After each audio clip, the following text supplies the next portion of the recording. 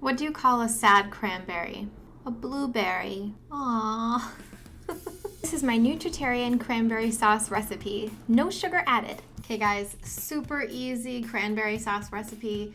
100% Nutritarian, super good for you. And did I mention it's easy to make? Let me show you. Start by adding your water, dates to your high-speed blender, cover it, and start to blend. If you don't have a high-speed blender, like this one that's really powerful, you're going to need to soak your dates for at least an hour or so before in the water before you make it, because you're looking for a really smooth consistency like this, and if you don't have a high-powered one, they'll just be chunky. So now you're going to add your date mixture and your cranberries to a pot, but don't be silly like me and use a pot that's too small. Let go of your ego, add that mixture to a larger pot, and then stir it up over medium-high heat.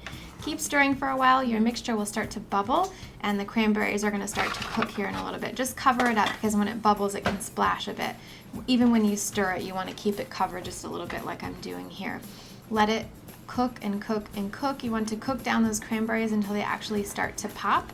They'll pop open and they'll sort of look like, so you can see them breaking apart a little bit there, and they will look like this a bit as they're popping open. And all of them will pop. You'll just keep cooking and cooking until they pop. This ended up taking me about 12 minutes total. You can see it's really cooking down, and you can even mash them against the side of the pot. Just keep alternating between covering them, letting them cook, and then stirring them and mashing them. And here's the final shot of the color you're looking for, nice and red and delicious, and the cranberries are all cooked.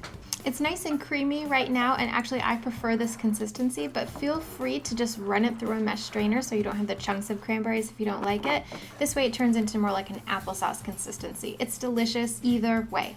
You can handle that. So easy. You can make it ahead of time and store it in your fridge while you're waiting for your holiday party, or just to have it later. It's got a really great crisp tart feeling, and it's smooth and creamy. I really, really love this recipe.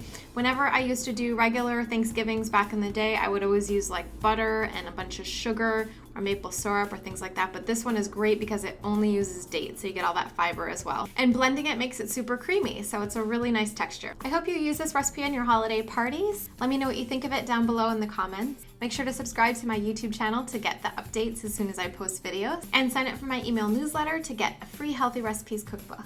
And as always, thank you so much for watching. Bye!